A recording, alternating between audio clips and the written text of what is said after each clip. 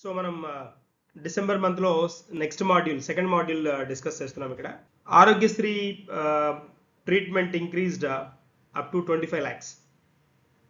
AP government announce చేసిన point ఇది, announce చేసిన కాంటెక్స్ట్ ఇది. So the limit of the free medical treatment under Aarogyasri has been increased up to 25 lakhs. ఇది chief minister announce చేశారు. ఇక్కడ మనం కనుక ఈ ప్రోగ్రామ్ కనుక చూస్తే ఒకసారి,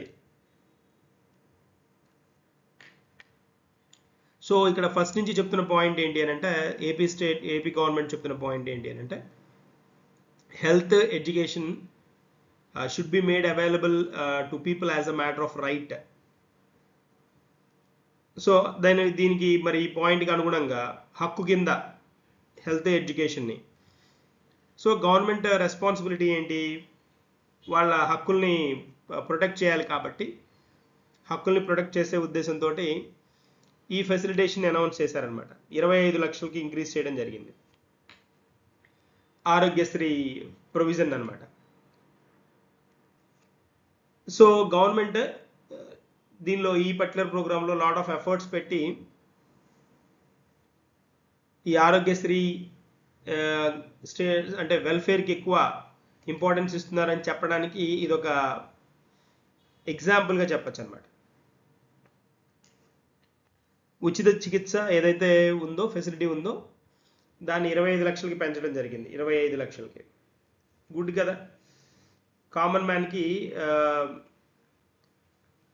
ఈ medical services, health care services అవైలబుల్గా ఉండడానికి పాసిబిలిటీ ఉంటుంది. ఇదొకటి. తర్వాత మనం ఇంకొన్ని పాయింట్స్ కనుక చూస్తే, అంటే ఇంకా ఏమైనా అడిషనల్ పాయింట్స్ ఉన్నాయని కనుక మనం చూస్తే, సో ఏవైనా సరే గవర్నమెంట్స్ జనరల్గా వెల్ఫేర్ ప్రోగ్రామ్స్కి ఇంపార్టెన్స్ ఇస్తున్నప్పుడు ఏమవుతుంది అని అంటే, జనరల్గా ఫ్రీబీస్ అంటూ ఉంటారు, కానీ బట్ వెల్ఫేర్ స్కీమ్స్కి ఇవ్వడం వల్ల కూడా economy of that particular state or nation take a diversion అంటారు. అప్పుడు ఏమవుతుందంటే, జనరల్గా ఎకానమీలో కూడా చెప్తుంటారు కదా, స్పెండింగ్ నేచర్ పెంచితే ఖర్చు పెట్టే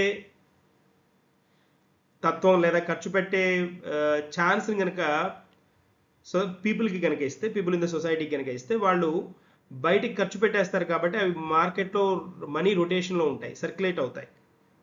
ఇదొక స్ట్రాటజీ ఎకానమీలో, ఇదొక ఆర్థిక అంశంలో ఇదొక అంశం అన్నమాట. సో ఇది కూడా ఏంటంటే, వాళ్ళ పర్చేజింగ్ పవర్ ప్యారిటీ పెంచుకునే అవకాశం అన్నమాట, పెంచే అవకాశం, బయింగ్ కెపాసిటీ పెంచే అవకాశం. ఇలా వీళ్ళకి ఫెసిలిటీస్ ఇవ్వడం వల్ల వాళ్ళ బయింగ్ కెపాసిటీ పెరుగుతుంది. ఆ మళ్ళీ మనీ ఎట్లా మార్కెట్లోకి వస్తాయి, ఆ మార్కెట్లోంచి మళ్ళీ ఇన్వెస్ట్మెంట్స్ రూపంలో వస్తాయి. ఇన్వెస్ట్మెంట్స్ ఏమవుతాయి, మళ్ళీ ఇన్వెస్ట్మెంట్స్ నుంచి మళ్ళీ ఉపాధి అవకాశాలు వస్తాయి. ఇన్వెస్ట్మెంట్స్ వచ్చాయంటే ఉపాధి అవకాశాలు వస్తాయి కదా. ఇప్పుడు మనకి ఈ స్టార్టప్ కంపెనీస్ ఇవి పెరుగుతున్నాయి అనుకోండి, ఎంటర్ప్రెన్యూర్స్ పెరుగుతున్నారు, ఎంటర్ప్రైజెస్ పెరుగుతున్నాయి, ఖచ్చితంగా ఏమవుతుంది, ఎంప్లాయ్మెంట్ ఫెసిలిటీస్ పెరుగుతాయి. ఎంప్లాయ్మెంట్ ఫెసిలిటీస్ పెరిగాయి అనుకోండి, ఏమవుతుంది, మళ్ళీ ఇన్కమ్ సోర్సెస్ పెరుగుతాయి. ఇలాగనమాట, ఇదంతా ఒక సైకిల్ అనమాట. So that is a context. Aarogyasri treatment facilitation ఏదైతే ఉందో, treatment increased up to 25 lakhs అనమాట. 25 లక్షలకి పెంచడం జరిగింది అనమాట. It's good symptom, good turn. Next మనకి వెళ్దాం, నెక్స్ట్ పాయింట్కి వెళ్దాం. Old age pension hike to 3,000 rupees. ఇది మనకి తెలిసిన కాన్సెప్ట్, కాంటెక్స్టే కదా. Old age pension scheme, old age pension 2750 ఉండేది కదా, వీటిని విడతలుగా పెంచుకుంటూ వస్తున్నారు కదా. ఇప్పుడు దీన్ని 3,000 చేశారు, 3,000 రూపాయలు. 45 సంవత్సరాల నుంచి 60 సంవత్సరాల వయసు గల మహిళలకు ఆర్థిక సహాయం అందించడానికి మరియు ప్రతి ఇంటికి తాగునీటి కుళాయి కలెక్షన్ మంజూరు చేయడానికి ఆంధ్రప్రదేశ్ మంత్రివర్గం కూడా ఆమోదించింది అనమాట. దీన్ని కొత్తగా ఇనిషియేట్ చేయబోతున్నాం అనమాట. తర్వాత ఇక్కడ కనుక మనం చూస్తే, ఈ ఫినాన్షియల్ అసిస్టెన్స్ విమెన్ 45 నుంచి 60 ఏళ్ళ ఏజ్లో ఉన్న వాళ్ళకి ఫెసిలిటేట్ చేస్తామని కూడా చెప్తున్నారు. ఓకే, దట్స్ ఫైన్, అది బాగుంది. తర్వాత మరి ఆరోగ్యశ్రీ కింద ఇందాక చెప్పుకున్నాం 25 లక్షల రూపాయలు ఎక్స్టెండ్ చేశారని చెప్పుకున్నాం. 90% of the families and new Argus records from December నుంచి న్యూ ఆర్గస్ రికార్డ్స్ని కూడా ఇష్యూ చేద్దామని చెప్పారు.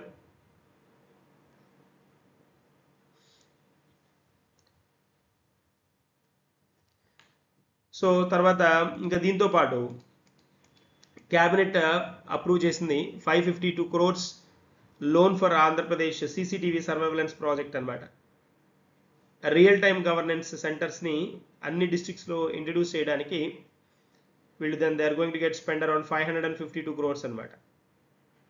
అదొక పాయింట్ కూడా ఉంది. ఇది తెలిసిన పాయింటే, 3,000 రూపాయలకి పెన్షన్ పెంచారు అనేది ఇస్ అ నోన్ వన్ అనమాట, నోన్ ఫన్. నెక్స్ట్ మనకి వెళ్దాం. Telangana wants KRMB to act against 8 AB projects. KRMB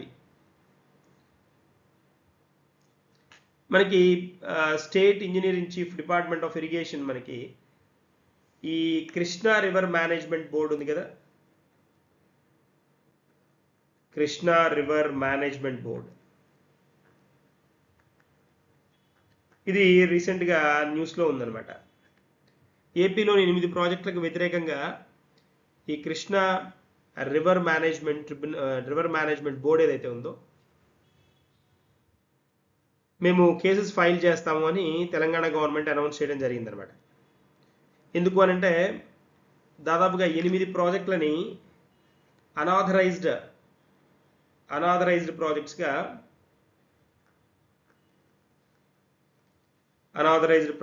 మేము కన్సిడర్ చేస్తున్నామని చెప్తున్నారు. వాటి కన్స్ట్రక్షన్ అనాథరైజ్డ్గా చేశారనేది పాయింట్ అనమాట. సో ఈ తెలంగాణ గవర్నమెంట్ KRMB చైర్మన్ని అడ్రస్ చేస్తూ ఈ పర్టికులర్ ఇష్యూని హైలైట్ చేయడం జరిగింది అనమాట. ఈ ప్రాజెక్ట్స్ గురించి ఉన్న ఇన్ఫర్మేషన్ని హైలైట్ చేయడం జరిగింది. సో ఇక్కడ AP government had called for tenders for execution of new works under Galeru Nagari Sujala Sravanthi. కొన్ని ప్రాజెక్ట్స్కి రీసెంట్గా ఏపీ గవర్నమెంట్ ఏం చేసింది అంటే టెండర్స్ని పిలిచింది. సో ఈ ఎగ్జిక్యూషన్ ఆఫ్ ఈ న్యూ వర్క్స్ ఏవైతే ఉన్నాయో, న్యూ వర్క్స్ ఎగ్జిక్యూషన్ ఏదైతే ఉందో, లైక్ మనకి గాలేరు నగరి సుజల స్రవంతి అంట, ఇదొకటి. తర్వాత Handrineeva Sujala Sravanthi and Telugu Ganga project.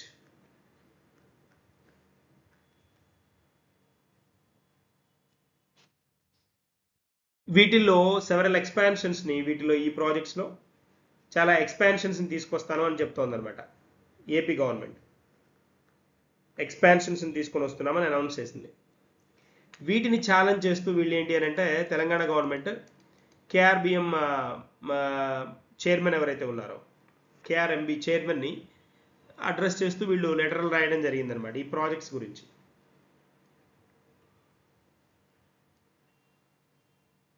So ఇక్కడ వాళ్ళ పాయింట్ ఏంటి అని అంటే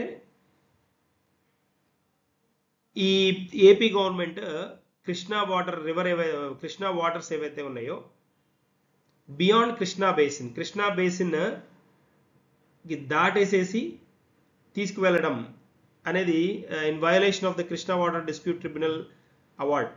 కృష్ణా వాటర్ డిస్ప్యూట్ ట్రిబ్యునల్ ఈ ట్రిబ్యునల్స్ అంటే మనకు తెలుసు కదా, క్వాసీ జ్యుడిషియరీ బాడీస్ అంటాం కదా, ఈ ట్రిబ్యునల్ పెట్టిన పాయింట్స్ని వైలేట్ చేస్తున్నట్టు, ఆ ట్రిబ్యునల్ ఇచ్చిన కండిషన్స్ని వైలేట్ చేస్తున్నట్టు అని చెప్పడం జరిగిందనమాట.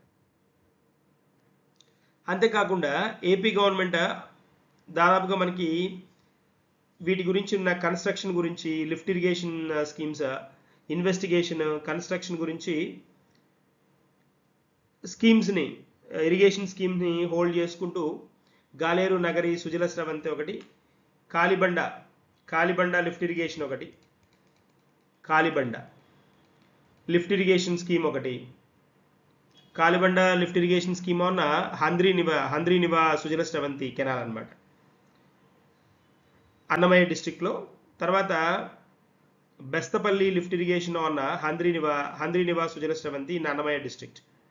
లిఫ్ట్ ఇరిగేషన్ స్కీమ్స్ ఏవైతే ఉన్నాయో వీటికి వాటర్ని జారికొండ రిజర్వాయర్ నుంచి తీసుకోవడం జరుగుతుంది అనమాట. జారికొండ, ఈ జారికొండ రిజర్వాయర్ ఇక్కడ మనకి అన్నమయ్య డిస్ట్రిక్ట్లో ఉన్న పెద్ద చెరువు అనేది ఉంటుంది అనమాట. దాన్ని ఫీడ్ చేసేది అదే అనమాట. So construction of cross regulator on Sathya Sai Ganga canal, 3 other lift irrigation schemes intended to draw water from SPVBR lift canal, YSR Kadapa district అనమాట.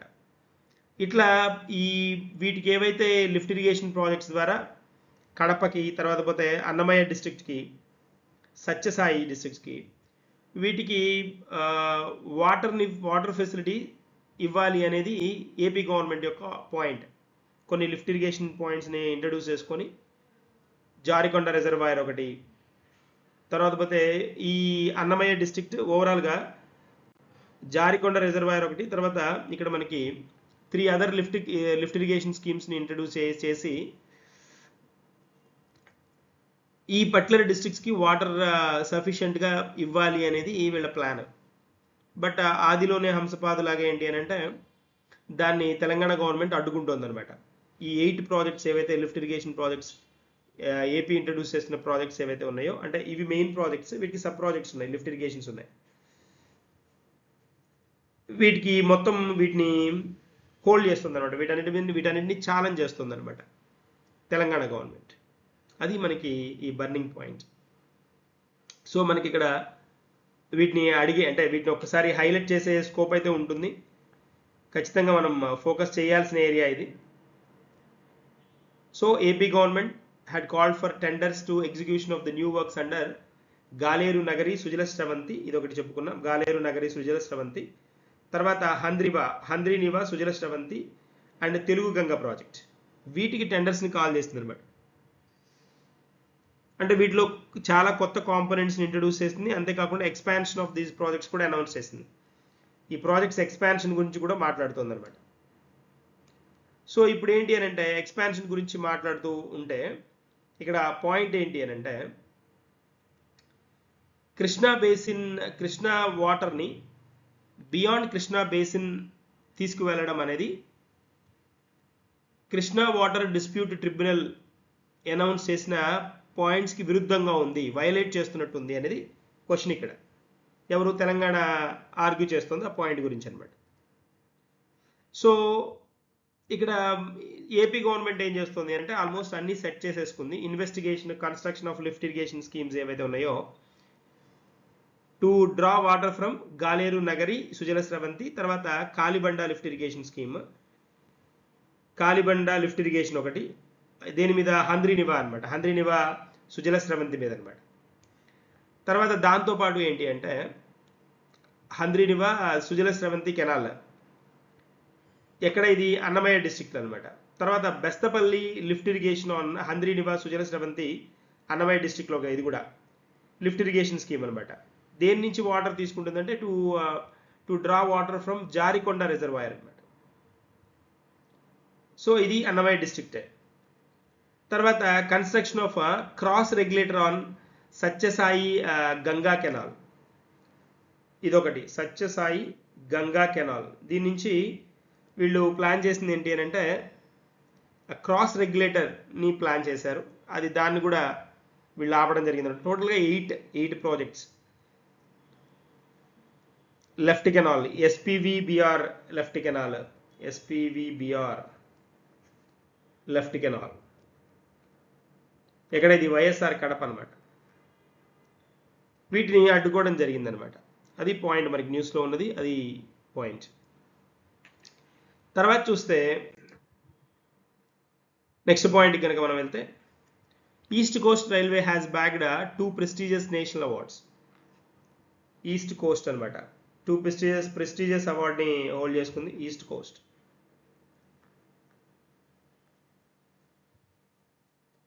East Coast Railway efficiency shields in the field of commercial and security segments అనమాట.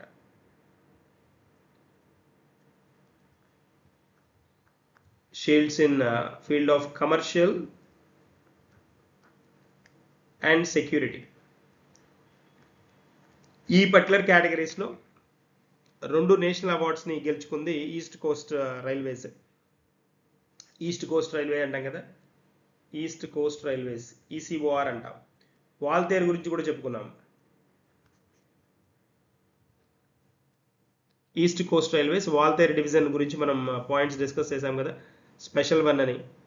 Yeah, so East Coast railways ఇక్కడ మనకి ఏదైతే ఉందో ఈ జోన్లో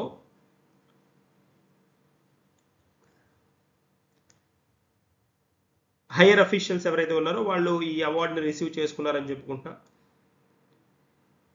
తర్వాత efficiency shield in the field of commercial and security segments jointly with the other zonal railways. మిగిలిన other zonal రైల్వేస్లో కూడా ఈ పర్టికులర్ కేటగిరీలో అవార్డులు వచ్చినవి ఉన్నాయి. వాటితో పాటు మనం కూడా హోల్డ్ చేసుకున్నాం అనమాట. So East Coast Railways general manager Manoj Sharma, principal chief commercial manager Lenin, వీళ్ళు ఈ పర్టికులర్ షీల్డ్స్ని రిసీవ్ చేసుకోవడం జరిగిందనమాట ఫ్రమ్ మనకి Alok Bohra from railway minister. Ashwini Vaishnaw ఉన్నారు కదా, ఆయన దగ్గర నుంచి రిసీవ్ చేసుకున్నారు. ఇది ఈ particular event 68th national railway అవార్డ్స్లో ఇవ్వడం జరిగిందన్నమాట. ఇది ఎక్కడ జరిగింది అని అంటే న్యూఢిల్లీలో. ఆ ఈవెంట్లో ఈ పురస్కారాలను ఇవ్వడం జరిగిందన్నమాట. ఈస్ట్ కోస్ట్ రైల్వేస్ ఈ 2 అవార్డ్స్ని కమర్షియల్ కేటగిరీ అండ్ సెక్యూరిటీ కేటగిరీస్లో అన్నమాట. ఇది పాయింట్ మనకి. నెక్స్ట్ మనకి వెళ్దాం. Andhra Pradesh chief minister initiated tab distribution to class 8th students. ఇదొక ప్రిసిడెన్స్ ప్రోగ్రామ్, స్పెషల్ ప్రోగ్రామ్ కింద చెప్పుకోవాలి దీన్ని. ఏపీ గవర్నమెంట్ ఎడ్యుకేషన్కి హెల్త్కి ఇంపార్టెన్స్ ఇస్తుందని చెప్పుకున్నాం కదా. ఎడ్యుకేషన్ అండ్ హెల్త్ కోసం ఫ్యామిలీ డాక్టర్స్ అనే కాన్సెప్ట్ని, తర్వాత పోతే ఈ హెల్త్కి రిలేటెడ్గా ఆరోగ్యశ్రీని 25 lakhsకి పెంచడం ఒకటి, ఎడ్యుకేషన్కి పరంగా స్కూల్స్ మోడిఫికేషన్ ఒకటి, మోడర్నైజేషన్ ఆఫ్ ద స్కూల్స్ ఒకటి, అంతేకాకుండా ఈ ట్యాబ్స్ డిస్ట్రిబ్యూషన్ ఒకటి. ట్యాబ్స్ డిస్ట్రిబ్యూషన్ ఇప్పుడు 8th క్లాస్ స్టూడెంట్స్కి అనమాట. దాదాపుగా 33,000 రూపీస్ కాస్ట్ చేసే ఈ ట్యాబ్స్ని బైజూస్ ఫీచర్స్ తోటి, బైజూస్ తర్వాత artificial intelligence based aided learning language applications, artificial intelligence based అప్లికేషన్స్ని ఇన్స్టాల్ చేసి దానిలో స్టూడెంట్స్కి బాగా ఉపయోగపడే విధంగా ఫెసిలిటేట్ చేస్తున్నారనమాట. తర్వాత ఇవి కనుక మనం చూస్తే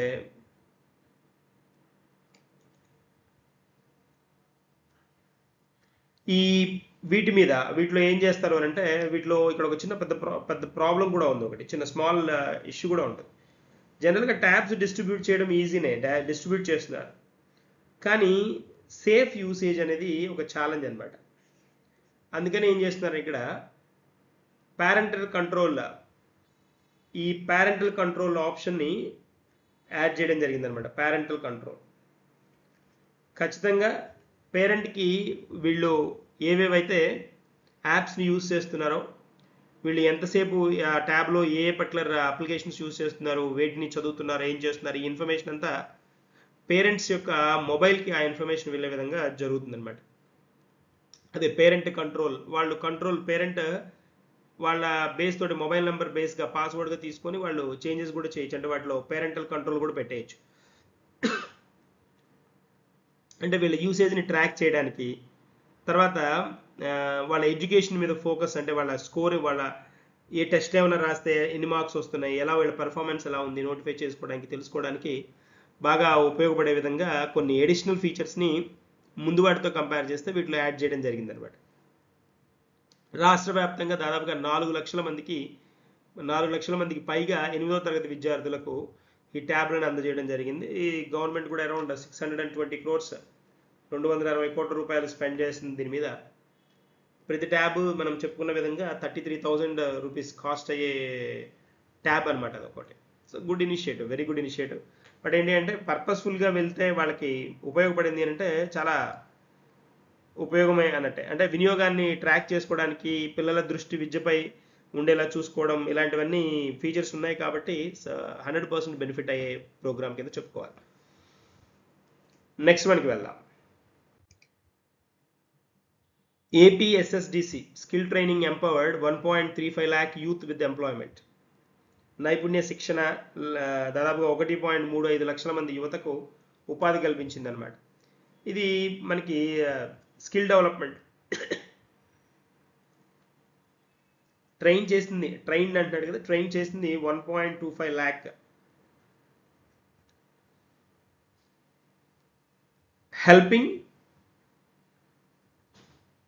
helping secure jobs, 1.35 lakhs secure jobs 1.35 lakh. Skill training provide చేసింది ఎంతమందికి అంటే 1.25 lakh ఇండివిజువల్స్కి. 1.25 lakh ఇండివిజువల్స్కి వీళ్ళు 1.35 lakh జాబ్స్ని, సెక్యూర్ జాబ్స్ని ప్రొవైడ్ చేయడం జరిగింది ఈ పర్టికులర్ APSSDC ద్వారా. ఇవి 26 స్కిల్ కాలేజెస్ ఏవైతే ఉన్నాయో, skill colleges and 192 skill hubs. So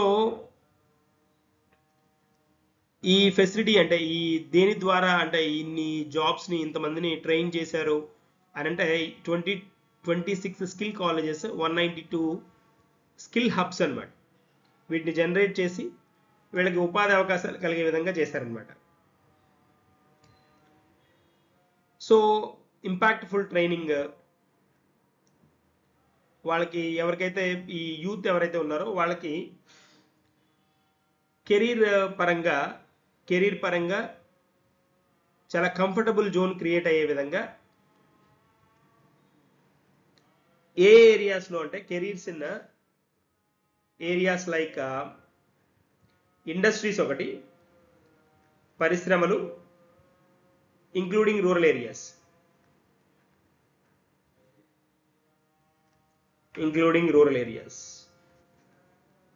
వీటిల్లో రూరల్ ఏరియాల్లో కూడా ఏవేవైతే కెరీర్ ఆపర్చునిటీస్ ఏవేవైతే ఉంటాయో వాటిని ఫెసిలిటేట్ చేయడం మీద ఫోకస్ చేశారనమాట.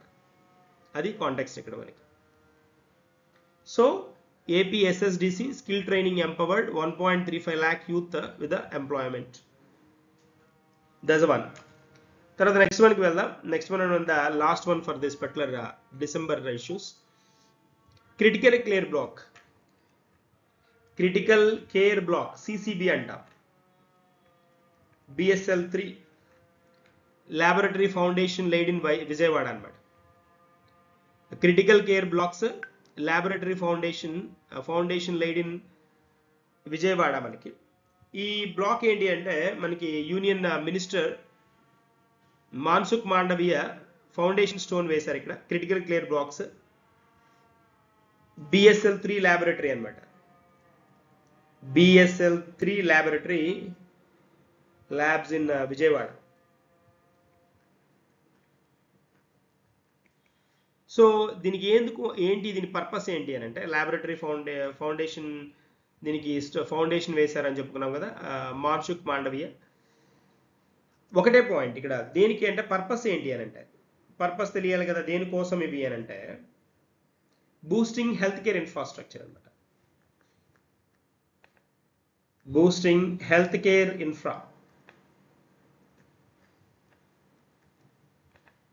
ఇన్ఫ్రాస్ట్రక్చర్ అంటాం కదా. హెల్త్ కేర్ ఇన్ఫ్రాస్ట్రక్చర్ అంటే ఈ మౌలిక సదుపాయాలు, ఆరోగ్యానికి సంబంధించిన మౌలిక సదుపాయాలు అనమాట. చాలా చాలా ఇంపార్టెంట్ ఇది. ఇండియా లాంటి డెవలపింగ్ నేషన్స్లో లేదా డెవలపింగ్ స్టేట్స్ ఏవైతే మనకి ఇప్పుడిప్పుడే ఒక లైన్లో పడుతున్న స్టేట్స్ ఏవైతే ఉన్నాయో వాటికి ఈ హెల్త్ కేర్ ఇన్ఫ్రాస్ట్రక్చర్ని బిల్డప్ చేయడం చాలా చాలా ఇంపార్టెంట్. మనం కోవిడ్ టైంలో కూడా ఆ ఇన్ఫ్రాస్ట్రక్చర్ సఫిషియెంట్గా లేక కొన్ని ఏరియాల్లో చాలా ఇబ్బంది పడడం కూడా జరిగింది. సో ఇక్కడ 7 ఇంటిగ్రేటెడ్ పబ్లిక్ హెల్త్ ల్యాబొరేటరీస్ని state wise 7 integrated public health ల్యాబొరేటరీస్ని ఇంట్రడ్యూస్ చేశారు. ఎయిమ్ ఒకటే, to strengthen the readiness for the health emergencies and fulfill the government's vision for quality healthcare. ఇదే విజన్, క్వాలిటీ హెల్త్ కేర్ ఇవ్వాలి. అంతేకాకుండా ఏంటంటే emergency టైంలో మనకి ఇన్ఫ్రాస్ట్రక్చర్ని మనం పర్ఫెక్ట్గా వాడుకునే విధంగా ఉండాలి. ఇట్స్ వెరీ ఇంపార్టెంట్ అనమాట. ఈ మౌలిక సదుపాయాలు ముందుగా కనుక మనం ప్లాన్ చేసుకోలేకపోతే విపత్తులు వచ్చిన తర్వాత, ఏదైనా హజార్డ్స్ వచ్చిన తర్వాత, లేదా ఏదైనా ప్రాబ్లమ్స్ వచ్చిన తర్వాత, ఏదైనా అన్ఎక్స్పెక్టెడ్ థింగ్స్, కోవిడ్ లాంటి వాటిని మనం చూసాం కదా, ఇలాంటివి వచ్చిన తర్వాత వాటి ఇన్ఫ్రాస్ట్రక్చర్ని మనం బిల్డ్ చేసుకోవడానికి మనకి టైం ఉండదు, అవకాశం కూడా ఉండదు. సో అందుకని ఇస్ అ ప్రియర్ ప్లాన్ అనమాట, ప్లాన్డ్గా వెళ్ళడం అనమాట. సో 7 ల్యాబొరేటరీస్ని, పబ్లిక్ హెల్త్ ల్యాబొరేటరీస్ని 7 ఇంట్రడ్యూస్ చేశారు. వీటి ద్వారా ఏంటి అని అంటే హెల్త్ ఎమర్జెన్సీస్ ఏమైనా వచ్చినా వాటిని హ్యాండిల్ చేయడం ఈజీ అవుతుంది. అంతేకాకుండా క్వాలిటీ హెల్త్ కేర్ ఫెసిలిటీస్ని ఇవ్వడం కూడా జరుగుతుంది అనమాట. అది అడ్వాంటేజ్. సో దీంతో మనకి డిసెంబర్లో ఉన్న ఏవైతే important AP related current affairs ఉన్నాయో, అదే రీజనల్ కరెంట్ అఫైర్స్ ఉన్నాయో, వాటిని మనం డిస్కస్ చేసాం. Thank you.